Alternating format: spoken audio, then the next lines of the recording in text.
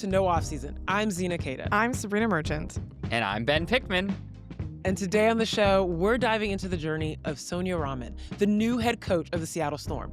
Ben and Sabreena sat down with her to talk about her unique path to the big role in the W and her plans for a big talent in Dominique Malonga. But first, huge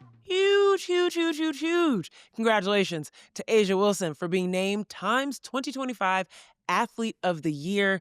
It is a milestone that not only celebrates her dominance off the court, but also her cultural impact beyond it. Sabreena, thinking about the timeline of the WNBA and just the credibility, the visibility it's gotten, it feels long overdue for someone like A'ja Wilson and all the accolades that she's kind of mounted up over the years to get this title. But it feels like it's right in line with what's going on with the W and its recognition it's getting on the larger scale. I mean, yeah, first things first, it's been a hell of a year for A'ja Wilson. I'm not sure that this rises to the level of another infinity stone on her Thanos gauntlet for the next time she celebrates a major accomplishment. But Time Athlete of the Year, obviously a major accomplishment because of the wide-ranging reach this has just beyond basketball, you know? And for the WNBA as a whole, like for last year, the Athlete of the Year to have been Caitlin Clark, and now A'ja Wilson, just a very big moment for women's basketball, for professional women's basketball, right? Yeah. For so long, the conversation around women's basketball has revolved around the college game, and now you have two pro athletes earning that honor in back-to-back years. I think it's just a confirmation of what we've known about the growth of the WNBA and the rise of this sport in the national consciousness. So that's awesome. Awesome for A'ja, you know, again, with all the things that she accomplished this year with scoring title, Defensive Player of the Year, MVP, Finals MVPs, you know, another WNBA championship. And to add this to the list, it was, you know, it's just cool to see that, like, there is a recognition of what she's been able to do. And it's the kind of thing that, like, puts her in very exclusive company, I would say, among the most recognized athletes in the country and, like, the most successful athletes in the country. You know, Becky's been calling her the GOAT for some time now. And I think I'm still not quite there with the WNBA, but, you know, things like this, the breakthrough that she's making, you know, into the public space, make it easier and easier to get to that point. Yeah, shout out to Sean Gregory, who wrote this story for Time. But I will say this, because of everything you just laid out, what we know about A'ja Wilson, anyone could have written this story and it would have been amazing. It would have been a crazy story to tell. And it was really fun reading this story and getting to go back in time and remembering all of the elements of this past year and all the accomplishments that A'ja Wilson had. And then also getting to learn a little bit more about her personal life, of course, the relationship with Bam and how they iron sharpens iron a little bit. I think my favorite line in the story was, "I only know Kathy by when she's handing me trophies." I loved I mean, that was just like, this is GOAT behavior. What'd you say, Ben? I thought you were going to say there's a line in the story of Sean Gregory writes that Dawn Staley wanted Sean, to pass along a question to A'ja. When are A'ja and Bam going to get married? I thought that was going to be your favorite. Nope, and because Bam's I'm like, experiencing that people will question know right when they now, see the and ring I don't on her like finger that because they're question, nosy. okay? People being nosy, people need to mind their business. Things will happen on their own time. No, my favorite was all the times that you just see A'ja Wilson just be casually the best in every category. I mean, that line hit me. I was like, dang, go ahead, girl. That's how you know Kathy. But when you think about this honor, Sabreena, and like how it separates her, Caitlin Clark gets this honor last year. A'ja Wilson gets this honor this year. A'ja talks about it in the article, particularly pertaining to her shoes, but I think this could pertain to anything and everything, accolades like this and opportunities like this. For example, her now being named to the hosting committee of the Met Gala coming up next spring. It feels like an accolade like this and recognition is something that can continue to happen for the WNBA. What sets her apart to be able to get it now and then open up the door for more to continue to get it? I mean, I think I listed a lot of the things that set A'ja Wilson apart, right? She's just so very clearly the best player alive. All of the statistical accomplishments she's hit, all of the winning that she's done, the fact that she is a cultural force in the way that, like, her shoe sold the way that it did, and Nike made that commercial for her shoe, you know, setting a different trend of like how they could market athletes. I mean, I thought personally my favorite line was a quote from LeBron in that story where he was like, it's not even what I see when I look at A'ja Wilson, it's what Zuri sees, his daughter, when she looks at A'ja Wilson, and the fact that she can be a role model for his daughter in a way that he can't, right? I thought that was just so lovely that he realizes like that's her impact. It's the way that she's impacting the next generation of Black girls. And, she obviously wrote that book, Dear Black Girls, about her upbringing. And, it's just a very powerful thing, the way she resonates with people who are basketball fans or not basketball fans, or fans of the Aces or not fans of the Aces, and I think it's pretty cool that like she's continuing to tell her story. Like there's so many details about this that I didn't even know about Asia Wilson. Like obviously not just the fact that she's been dating Bam for 4 years, because like that's, her own business. But like, it's just interesting. You're like the way that she 2021 Tokyo. Wow, we were really behind. Okay, keep going.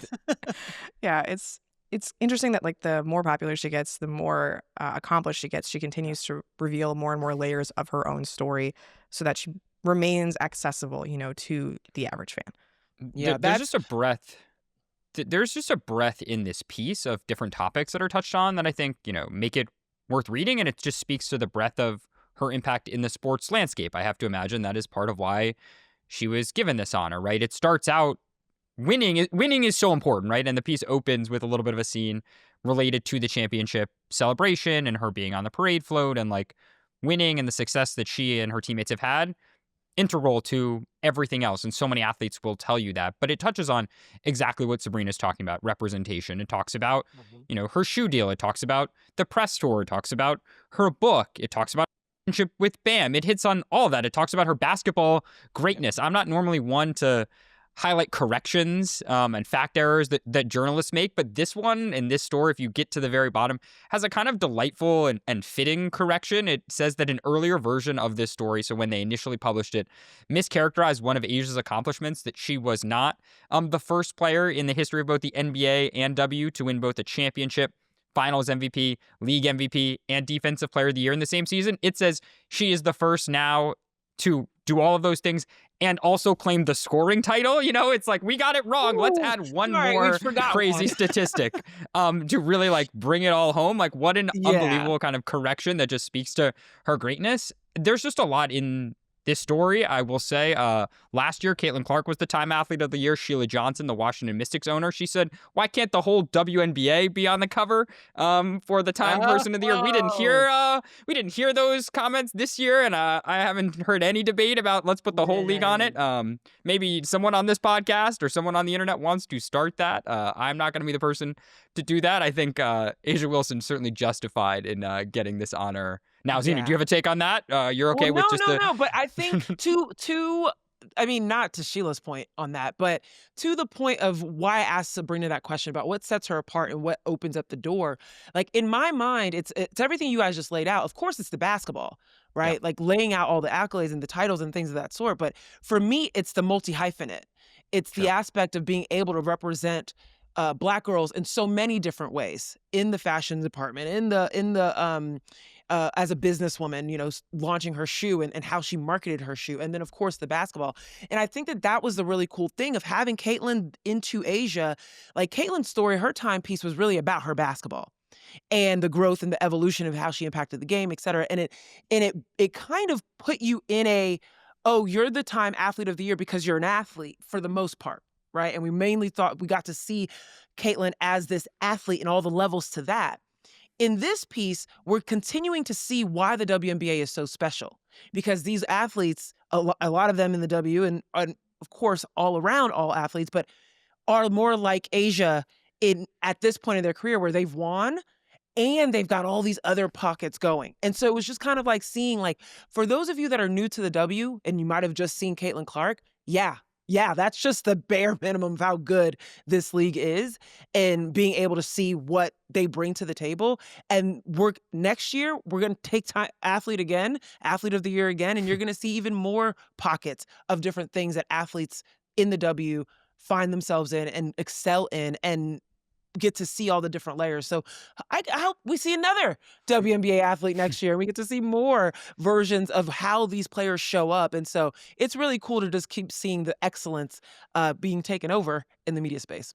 Can we also say, and I think we should spend another minute on this, like, Caitlin is directly mentioned in this piece. There is one of the digressions that is in this story relates to the popularity of the sport right now, and how last year, even with Caitlin Clark not playing, the league, saw viewership increases 5 to 6% per game across ESPN is the stat that Sean Gregory specifically cites. And Asia, who, presumably was asked a question, can answer it whatever way she wants, doesn't even have to answer the question. So sometimes you need a proof in the pudding, basically referring to the idea that, look, this league can grow and can show incremental growth even without Caitlin Clark being on the court for a lot of the league. And frankly, I think that is a sentiment that a lot of people maybe feel around the league. I don't think anyone is saying we don't want Caitlin to be part of the league or we don't think that she is a significant accelerant for the growth. But I think is, look, the league had already shown signs of growth before and it will continue to show signs of growth. And frankly, it speaks to, and I've had this conversation casually with different people around the league of who work in different capacities. It was kind of a weird season last year, right? There were a lot of injuries to star players, Nafisa Collier, Brianna Stewart, Caitlin Clark. We saw Asia Wilson. We saw Paige Beckers come in and become a star, but her team was, one of the worst teams in the league. We saw Angel Reese not play for a lot of the second half of the season. A lot of the biggest names who people gravitate towards missed stretches, were not participating. There was, refereeing complaints, all this stuff. And yet, even with all that was going on, there was still growth, right? And a lot of people, if you want to take a little bit of a glass half full approach, said, look, that is a good thing about where the league is directionally and where the sport is as a whole, that all these kind of non-ideal situations, this not ideal scenarios can come up, and yet the league is still showing growth. And I think that is a little bit of what she is saying here, that Clark cannot play, in broader speaking, Fee and all these other people cannot play, and look, things are still growing, right? And as Asia goes on to say in that same section about Caitlin Clark and the state of the league, we continue to rise to the occasion. This was just a matter of time for us to really bloom and blossom. And I think that is, again, a sentiment that is widespread generally when thinking about the context of this past season. Yeah, I do appreciate Sean Gregory being very direct in the racism that the league experienced and just the divisiveness that fans kind of found themselves in trying to be in the Caitlin Clark, Angel Reese, Caitlin Clark, rest of the WNBA buckets that didn't need to exist. So I appreciate him hitting that head on. And I also appreciate separately, but relatedly, Wilson being like, listen, that's great, but let's not lose the recipe. I think that was the exact quote that she said. And I think that this naming of Asia Wilson to Athlete of the Year is a version of that. Let's not lose the recipe. It does need to be about winning, but it also needs to continue to be about people just being excellent at everything that they're doing and being involved in. And now we've seen that 2 years in a row. And shout out to Asia Wilson for getting this award. And I can't wait to see what she and Bam wear to the Met Gala. We'll have to go into sports gossip to talk about that, I think. But anywho, let's get into a head coach that just joined the New York Liberty. Okay, Ben, you were there. You got to see the introductory press conference for the new head coach, Chris DeMarco.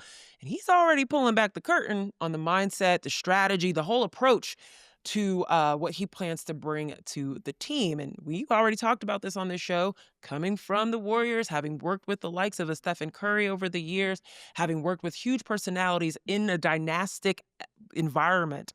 It feels like that's going to be, imprinted on his plans for the team. What'd you hear from Chris DeMarco? Yeah, it took about 4 minutes into his introductory press conference on Wednesday for the Golden State Warriors to come up, Zena. I thought that would be music to your ears because Jonathan Kolb was kind of talking about some of the qualities that he looked for or that stuck out to him and that they wanted in this search more broadly. Elite level tactical competence was one of the words. They want to be industry leaders in player development, developing their stars and having their role players become stars. But another thing that he said was habits that go into dynasty building. Clearly a reference to we don't want to just win one championship. We want to be like the Golden State Warriors who have won 4 over the last 10, 15, 12 years in the NBA. We want to be like them. And Chris DeMarco has been with the Warriors for 14 years in various capacities, from a scouting capacity to a player development capacity to an assistant coach to this season being a front of the bench assistant.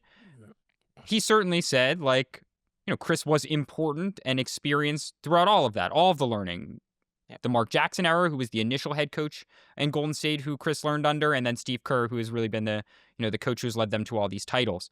Among the interesting things that came up, and we can get into a lot of this, was just a comparison to Steph Curry. And that was something that had come up in a lot of different conversations. Does Sabreena mirror Steph Curry, or are they going to just try and make Sabreena like Steph? And Chris actually seemed to not like to cool that comparison a little bit. He acknowledged they're both can shoot the heck out of the ball. They're both super smart, but the quality he focused on in making that comparison that I thought was interesting was their focus on the game, their focus on getting better, their work ethic. I thought that was kind of an interesting comparison that, we haven't necessarily heard. One other thing that I think stood out, and then we can go from there.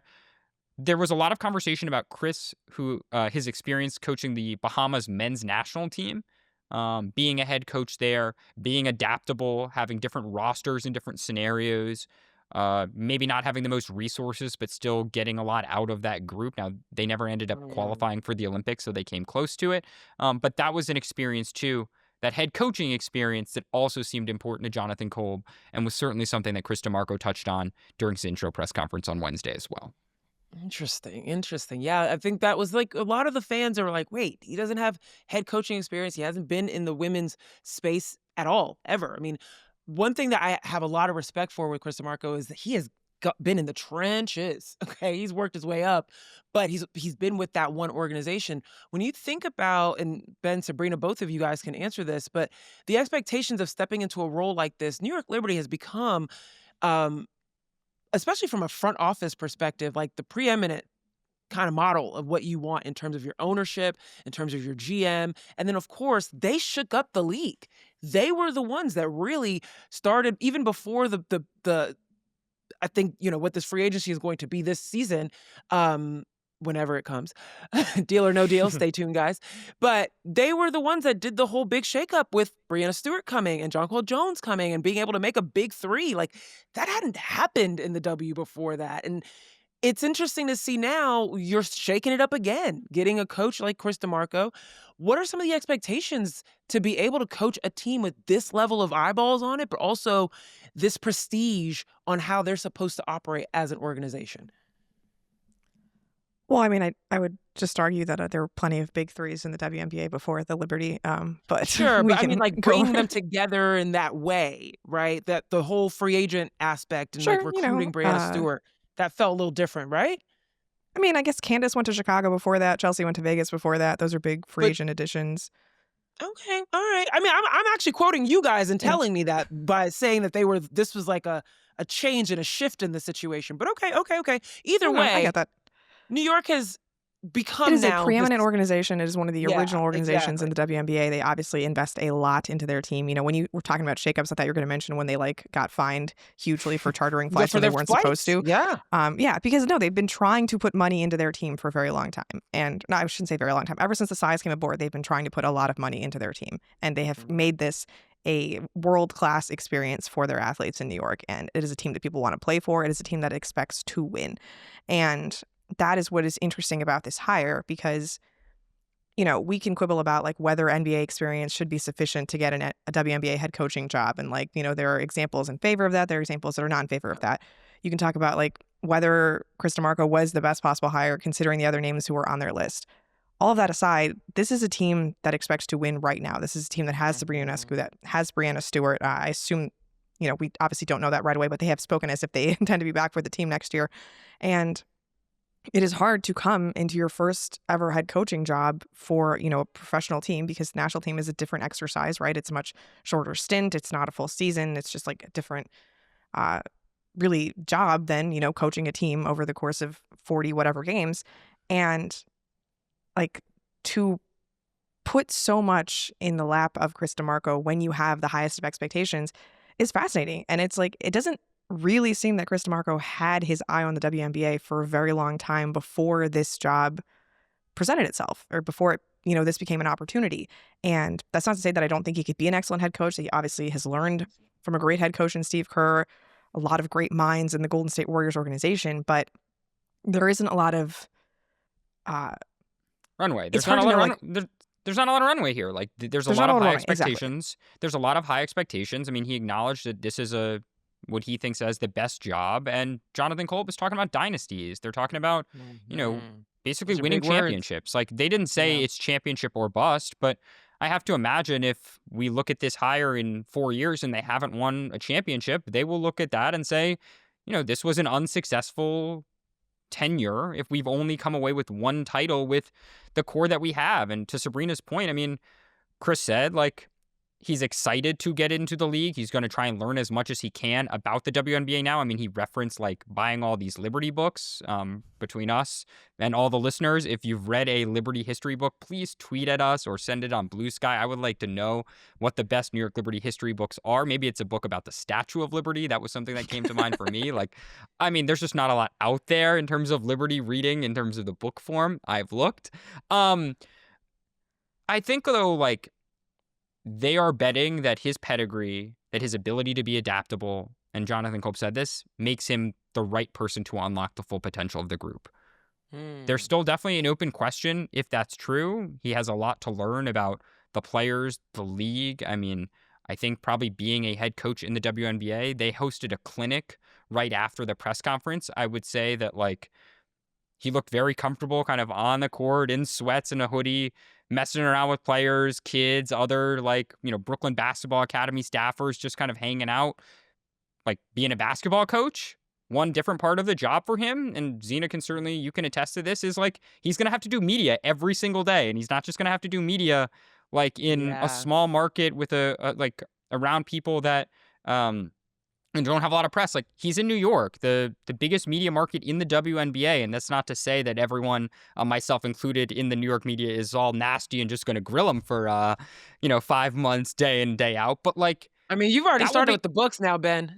It's okay. We're just throwing jabs out here. It's about holidays. You gotta get them in while you can. Fair, last licks. I respect it.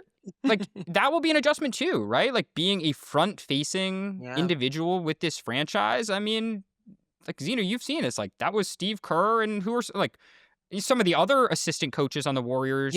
Over the years, I feel Mike Brown have done more press. Steve Kerr, right? Yep, you're absolutely right. You're absolutely right. And it is something that as you mentioned, the quotes that Jonathan Kolb were saying and how you want to win now, I immediately think of the quotes from Kurt Miller and Chris Koukounis's press conference. And it wasn't quite, we're going to win now. It was more so we're going to get better and we're going to, put our best foot forward. And I'm paraphrasing, but it just was a different vibe.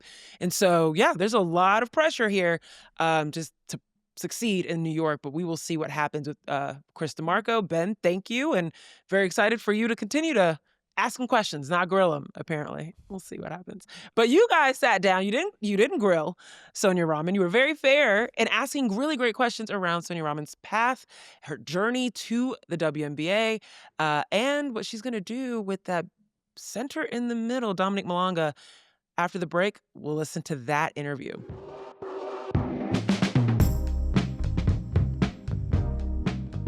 Welcome back to No Offseason, where we are now joined by the new coach of the Seattle Storm, Sonia Raman. Now, for those who don't know Sonia, her path is untraditional, to say the least. She was initially pre-med at Tufts and took a walk-on playing career for the Jumbos into, a law degree at Boston College and jobs at the Federal Labor Department and Fidelity Investments. And all of that laid the groundwork for a coaching career, which sees her now with the Storm. She was also the head coach at MIT for more than a decade, had assistant coach jobs at the Memphis Grizzlies and the New York Liberty, and again, is now in Seattle. So Sonia, welcome. And we wanted to begin with this. Do you miss working in risk and compliance and at the U.S. Department of Labor? I do not. And in fact, I did an interview recently and they asked me some specifics about what I did there. And it was so hard to even remember. I think it's probably not something that most listeners want to hear much about. But no, I enjoyed my time there and the people I worked with. But coaching basketball is a lot more fun. So I feel like you even did compliance at MIT too, right? I did. Yes, I was doing NCAA compliance, Division 1 and 3. So a lot of compliance in my background for sure. I'll be following rules, I guess. I think that's enough compliance talk for this episode. So let's get into it on the basketball side and your journey specifically. Because do I have it right that your mom was a big fan of Syracuse men's basketball and Jim Boeheim, and that you grew up yourself in Massachusetts, and you've said that the '80s Celtics were really important for you becoming a fan. So just growing up in Massachusetts, just what do you remember about watching the '80s Celtics, Larry Bird, the Celtics teams of that era? Would you go to the Garden? Would you watch from home? How did you kind of get into basketball and the C's? Yeah. So like elementary school, I actually grew up in Tulsa before I moved to Massachusetts. And I just turned on a game and I started watching, and Larry Bird was, just having a night. And that's when I first sort of thought, like, I think I might root for this guy and this team. Then we moved to Boston, so it couldn't have worked out better. I think, like, I remember the winning most of all. At that age, like, you just want your team that you're rooting for to win. I don't know that I knew much about spacing or ball movement, or I didn't fully appreciate all the things that they did so well back then. The gritty defense and all that. But I just love that they won a lot, and it was just fun to root for them. And they were always in every game, and mostly watched at home with my parents. We weren't going to the Garden. I did have like a high school teammate that had season tickets and was able to get to some games in person, but it was mostly like, at home. The big games that they would air on like, Sundays, and, just watching the big rivalry games. I mean, you want to root for a guy who comes into the three-point shootout and says who's coming in second, right? Like that's Right. the kind of guy you want to root for. It was fun, just the trash talk too, right? Like Yeah. that was kind of my first exposure to what all of that was, and it was a lot of fun to just kind of follow not just Larry, but all of them and what they did together. So you grow up a basketball fan, and then you end up walking on at Tufts. I guess how did that come to happen? Like, did you ever envision yourself playing college basketball, or I don't know, how did that come to be? No, I mean, I was a better lacrosse player, and I think that was what I thought I was going to try to do at Tufts. I kind of just picked my school based on the school that I thought was best for me, not based on athletics. And it sort of worked out that I was at a Division III school, was planning on playing lacrosse, and then, kind of went through the summer. I was coaching my high school summer league team, and I just think like I was never ready to give up basketball, but I didn't realize it. So as we got closer to the start of my freshman year, just like walked into the coach's office, because that was the way you do things back in the 90s, and told her that I was interested in playing, and asked if there was a tryout process, and she gave me like a big packet of preseason things to do and let me know where the captains were going to be, and I never missed a workout after that. I don't know if she thought like she was ever going to see me again, but yeah, that's kind of how it all came about. I guess you're forever grateful to getting that packet. I wonder if you still have that piece of information. Like that would be a relic. I wish I did. It was a lot of running. So again, like these small, high academic schools, very important to your journey. And so, going ahead a little bit, you get this job at MIT and you kind of make your name there. What was that like for you coaching at MIT? Like, when do you feel like, I don't know, your profile rises enough for you to go from MIT to the Memphis Grizzlies? So how do you explain coaching at MIT, not traditionally a basketball power that is on the national radar, let alone NBA teams' radars, to landing an NBA job? I think that's a credit to the Grizzlies, to Rich Cho, who's, VP of strategy there, for really being like an outside of the box thinker, to trying to find talent and diversity of thought wherever they can, in the country, to get them to come to Memphis. And so, Rich had reached out and was looking for potentially like alums of my program or current players for internships, entry level, data analysts, that type of thing, right? And like, why wouldn't you go to the MIT coach for a person who can, write an algorithm to code a pick and roll, but also knows how to run a pick and roll? So that was how that relationship started. And I think that in that process, we just got to know each other. And then when the opening came up, when Niele Ivey went to Notre Dame, that was sort of how that happened. But I think just a forward-thinking organization. They're hiring women, they're hiring people from the college game, from Division III, from all over, trying to get the best talent. And I think that's sort of how that came about. Did that relationship with Rich develop because like you were in Boston and through Sloan, or how did that sort of happen? No, it was a cold call, really. I think that he had reached out to some other coaches as well of women's basketball programs that have majors like computer science.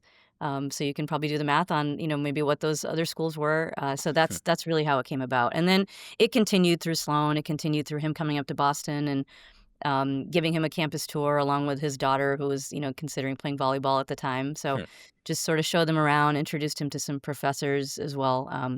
So that's kind of how that developed. I heard a story that when you were just getting into the NBA, and maybe this is the first season back from the bubble, that Becky Hammon, then coaching the Spurs, left a champagne bottle and like a welcome note for you at some point. Close. Can you? So it was Okay. actually Can you it tell was the story? Yeah. yeah.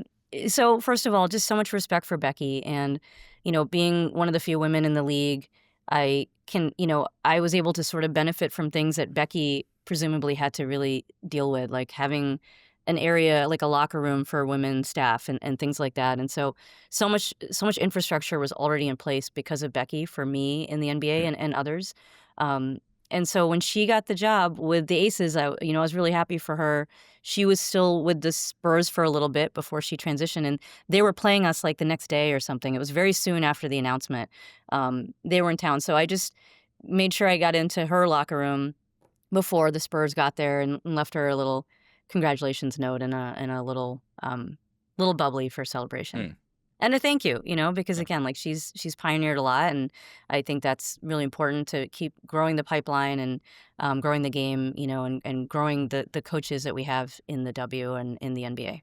I mean, in a sense, like basketball is basketball, and you're coaching at MIT, you're coaching the Grizzlies. Like, I imagine a lot of your job is similar, but also, like, what was the first moment when you were coaching the Grizzlies where you're like, oh, I'm not at MIT anymore? Like, what sort of stood out to you? I mean, I think it was like Ja's workout that I walked into as the first workout I watched, and just like his athleticism, the way he pops on the floor. It's just like it's nothing that I had ever really been that close to. So, yeah, that was definitely my welcome to the NBA, welcome to Memphis moment. Could Ja Morant, can he code pick and roll can he write code for pick and roll or? Yeah, I don't know if he could do that, but thankfully he doesn't have to right now. So, he can figure out his next phase later, but right now he can just run a pick and roll, and that's where he's good. Yeah. So, I mean, not to like highlight the obvious here, but you are a coach of Indian descent, and I'm wondering, like, when you're working at MIT, there's probably part of your familial environment who's like, yeah, she coaches basketball, but she also works at MIT. Like, was there ever a point, like, when you started to go back home and you were just like coaching basketball, not just coaching basketball, you're obviously coaching the NBA, coaching basketball, but like, what is that like when you sit among family and they ask you about your job coaching basketball? I mean, it's probably not much different than most people. I don't know that anyone has kids and think they're just going to like go coach in the NBA or go coach in the WNBA. So I think there's probably the same level of like questions and awe and pride and all those things that any parent would have. But it was a little bit different when I was at MIT, because that was, the very beginning of it. And when I first decided this is going to be my full-time career. And for sure, Sabreena, like, especially family in India, they're like, oh, she works at MIT. Like that resonated a lot more than she's coaching. Probably the compliance part of the job, even though we weren't supposed to talk about that again, resonated a lot with them. And, I think at one point maybe people thought I was like a lawyer for MIT before, the extended family and, people started to really start to see what I was doing, right? Like, I would send out the schedule and links to games, and like people, could watch, obviously. And I think that's where all of them started to just get excited, get on board and start following. But, my parents have been like following from the beginning. So it wasn't as crazy, I guess, if that makes sense. Your parents are both computer programmers, right? Mm-hmm. All right. Yeah. So I guess the coding pick and roll follows naturally from your upbringing, right?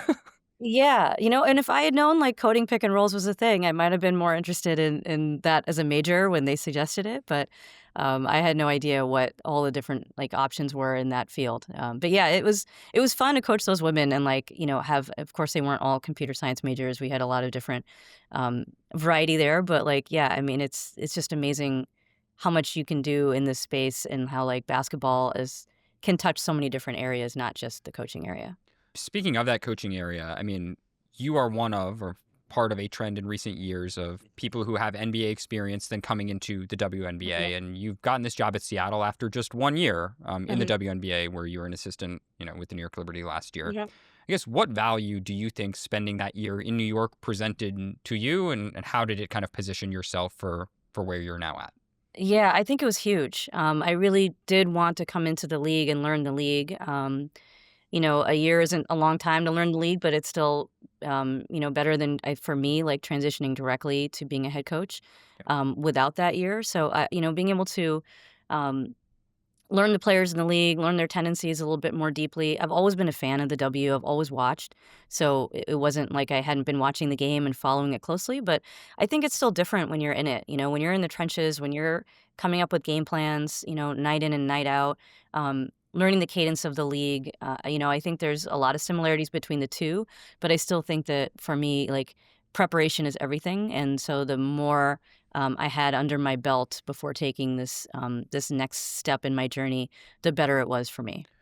Did anything then also, I don't know if surprise you or just strike you about the environment, of being in WNBA arenas now in 2025 compared to maybe when you had been there previously, or what you thought arenas might have been like 10 years, 15, 20 years ago? Yeah, I mean, I'm not sure about like surprise or not, but what Yeah. struck me definitely was like the energy in these arenas. It's electric and it's super loud. I mean, night in and night out, these games were so loud. The fans are really knowledgeable. There's so many of them, like they're filling these arenas. And, that was just great to see, from my days in the 90s of trying to get out to, a W game here and there, all the way through to now, seeing where we're at. It was really special and just kind of a testament to like everybody who's come before that's like got us to this point. But yeah, really cool. And just like, I can't even emphasize enough, like how loud these arenas are, like louder probably than some of our playoff games that I experienced when I was in Memphis. I mean, you got to coach under one of the more decorated coaches in WNBA history, in Sandy Brondello. Yeah. Like, what were you able to take specifically from her experience as a WNBA head coach? I think Sandy has such a great way about her, and for sure can draw from her playing days as well, being in the league, and just has amazing stories. She's really great with the players. I think that it's been well documented, but she's a really good players coach. I think she's a really good listener, and can understand the like what she's asking of her players and what she's demanding of them, and knowing that she's been there herself, knows like what buttons to push and when, and also just like a great person, a really funny person, just like great to be around on a night in and night out basis. Makes a lot of sense, it seems like. And obviously, great atmosphere, too, in that arena, as you're talking about. Absolutely, A collaborative staff and an Yeah. environment that you've seen. Yeah. Switching then to Seattle, like you had Mhm. had some potential opportunities, at least explored WNBA head coaching opportunities Mhm. previously. Obviously, there's a lot of uncertainty right now in the league as it relates to the CBA. I'm not going to ask you to comment on any of the clauses or the state of the negotiations. Appreciate but that. why take a job this year, and why did you feel like this was the right time and the right place, knowing that who knows when the season's going to start? Everybody's a free agent, basically. Like, Right. there's just a lot in the ether, and Mhm. you say, I'm still going to jump. I mean, it didn't even cross my mind to not do that. I Yeah. think that in any year, there's always going to be uncertainty. Of course, this year is probably unprecedented when it comes to uncertainty, but you can't plan everything out when a job like the Seattle Storm comes available. For me, knowing that it's the perfect fit for me, I had to jump at it. So I feel like the rest will fall into place as it does, and we'll continue to be able to lean into the championship pedigree we have here. Like, I don't feel like it's that big of a leap knowing who the Storm are, and the track record that they've had here. So for me, I felt like all of that was comforting, knowing what I was getting into, and that I wasn't as afraid of the unknown, because there's also like exciting challenges that come with that.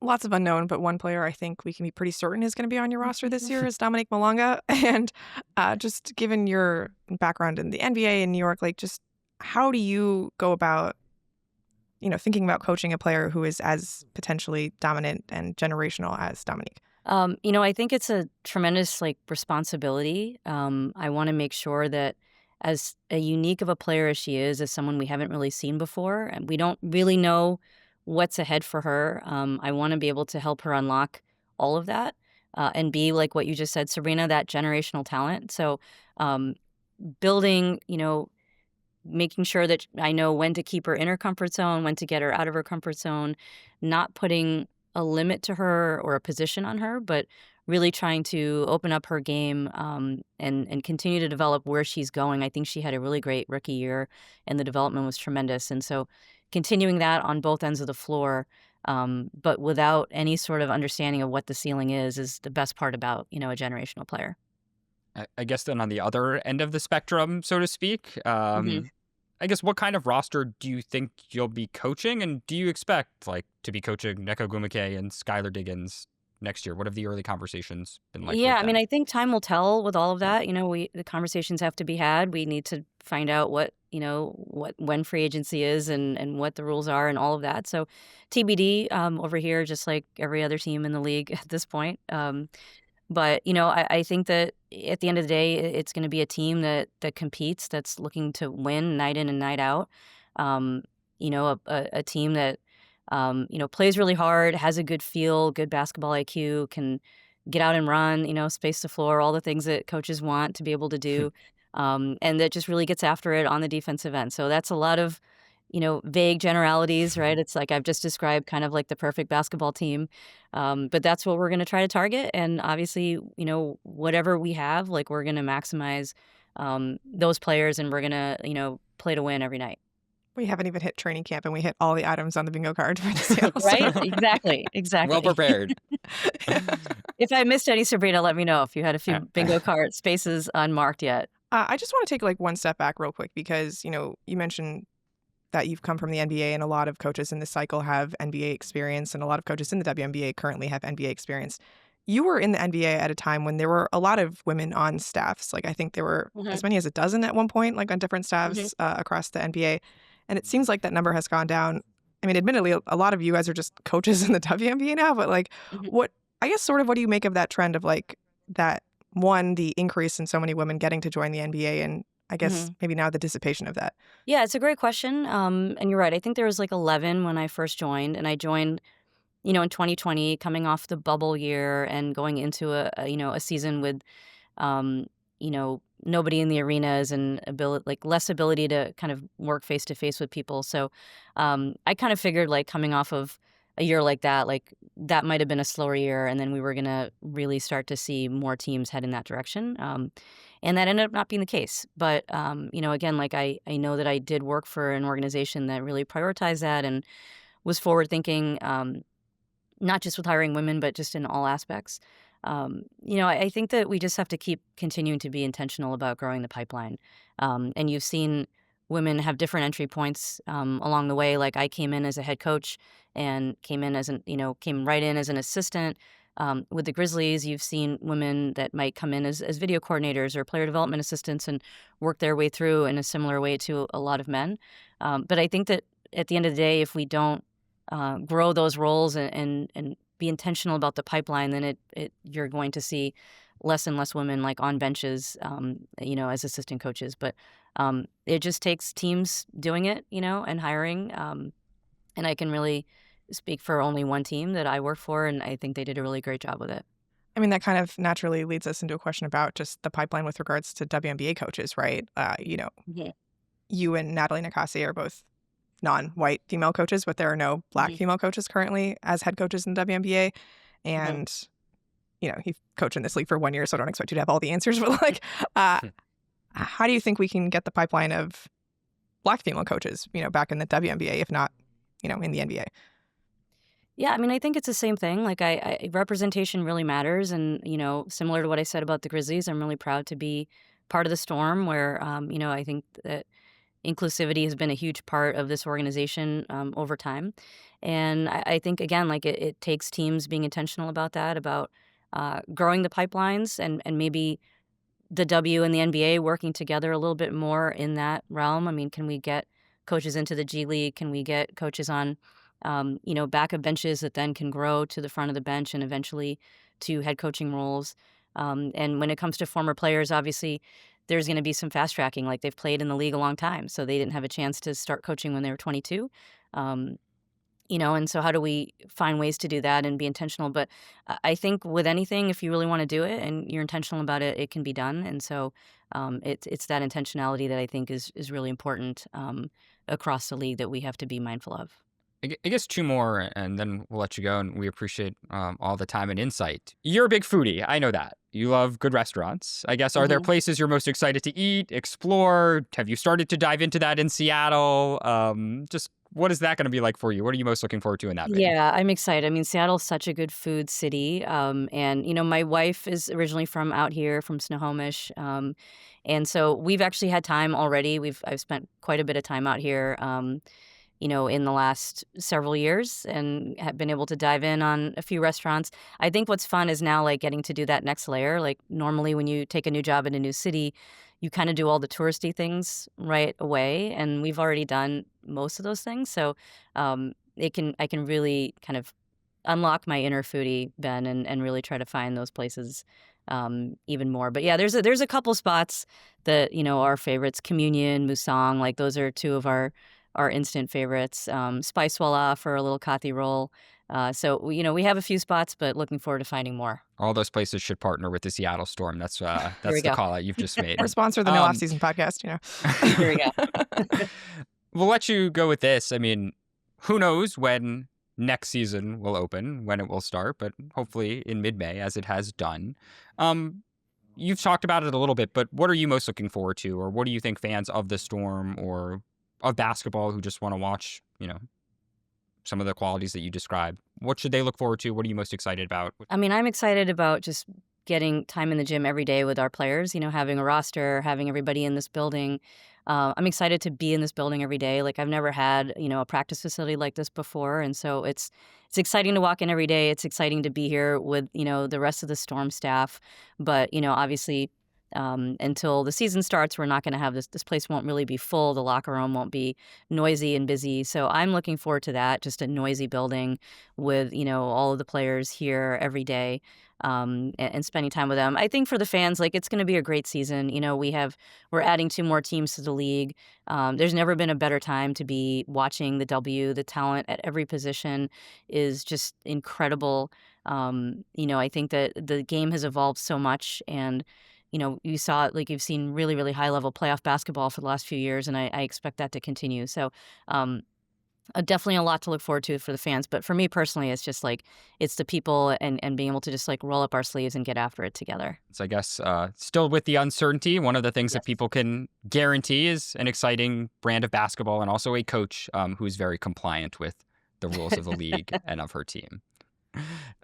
Sonia, with that, we appreciate you making a little bit of time, sharing your story, previewing the Storm season, and everything in between. So I appreciate you joining us on No Off Season. Thank you, guys. Thanks so much for having me.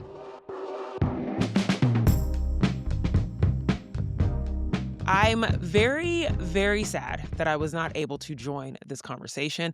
I heard that Sonia asked about me. I think that was really, really cool. That is true. Can confirm. That was the first thing. I appreciate that. I'm sad to have missed it, but I'm really happy you guys were able to execute this. You guys always get really great answers and responses out of these coaches. Got to hear a little bit more about her path and getting a deeper look at her journey into the sport. So thank you, Sonia, for sitting down with us. Coach. Let me call you Coach. And thank you guys for doing that. Before we get out of here, here's a fun hypothetical I want us to discuss. Earlier this week in the NFL, a quarterback named Phillip Rivers, who's been retired for 5 years, decided to come back and play for one of his former teams, the Indianapolis Colts, after being retired. And he is 44. He is a grandparent. He has 10 kids. Ooh. I wonder if that had anything to do with these kids expensive, y'all. I need to come back to the league, okay? But yet he said he wants to have one more run as the Colts try and make the playoffs. Of course, with Daniel Jones being out, Richardson being out. I mean, they've had a bevy of quarterbacks get hurt, and now they're bringing back a 44-year-old with a huge arm. And it made us think here at No Offseason, who is a recently retired WNBA player you would want to see unretire for the stretch run to try and help her team win? Guys, anyone you think who could actually help a team right now? Sabreena, I think you should go first, as Phillip Rivers he's your guy, Sabreena. Big Phillip Rivers fan, my number one favorite quarterback. Who look at you, one of his you and kids Robert Mays, like, same here for him. Who's like the same age as the quarterback currently ahead of him on the depth chart, Riley Leonard, which is just tremendous. It's like LeBron and Bronny, but like not actually the same. But 5 years removed from the NFL is something to willingly put yourself back into. Oh, I'm going to get tackled multiple times on Sunday. Yeah, 10 kids. Man. That's probably part of it. Yeah. Okay, so I was trying to think of players in the realm of like retiring 5 years ago because I didn't want to just be like, oh, Candace Parker just retired. Let's get her back because it Maya seemed a Moore, little too come here. easy.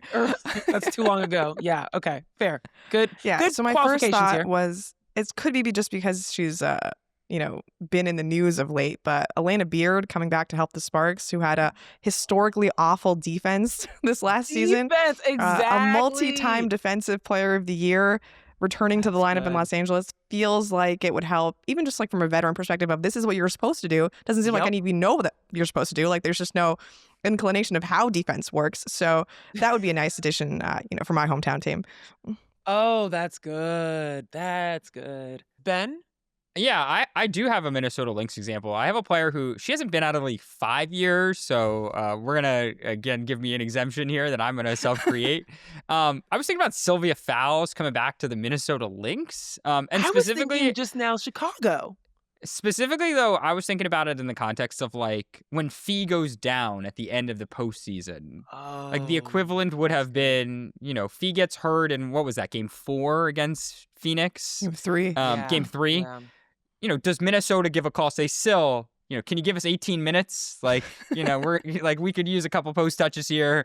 We need someone to stabilize the offense, to rebound the ball, to block some shots. Like, we'll play at a slower pace. We don't expect you to get, 30 to play 30 minutes, Right. but can you give us something? That's the kind of equivalent I was really thinking of. Can we get a Sylvia Fowles come back? She definitely knows the system. Cheryl's still there. She knows a lot of the players. She's clearly around the team a bunch. Maybe they called her. I have no reporting on that. So that's good. That's great. I actually, particularly that bottom half of the season when Fee was out, it was a struggle.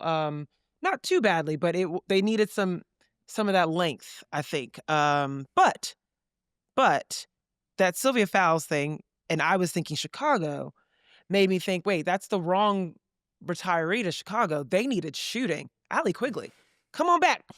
You already in the neighborhood. Unretire. Listen, put the banner down for a second. You're like Courtney's on baby duty. Courtney's on baby duty. She's rehabbing her injury. Like exactly. That's exactly right. Sloot can handle. She was playing a few extra years while you were handling that. You put the baby over here to the side. Actually, you could do what Josh Hart did the other night. Just have the baby on your lap. I saw that. Literally had his baby on the New York Knicks player had his baby on his lap and just passed it to Mitchell Robinson to go check into the game. That's quite literally your opportunity, Allie Quigley, just letting you know it's sitting there. Okay. All right. This is good. This could be something serious here. We'll see what happens. Zena, you going to unretire maybe? You're going to give Yale a couple minutes or no? Absolutely not. I don't know if I can help anything that's going on with Yale right now, but that's okay. They're working on it. They're working on it.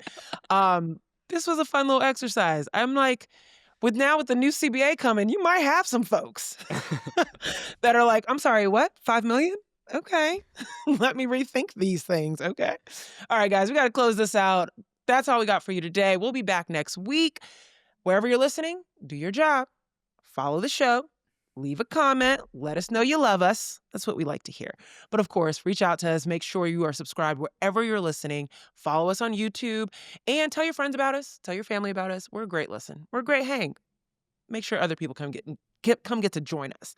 And then go to our partner, Yahoo Sports Hub. They got more content, okay? sports.yahoo.com/women's-sports. On behalf of The Athletic, Sonia Raman, Sabreena Merchant, Ben Pigman, I'm Zena Cada. We appreciate you guys listening. Thank you, and we'll see you next time. Thanks for tuning in to No Off Season. To hear more, be sure to like and subscribe. We drop new episodes every Tuesday and Friday.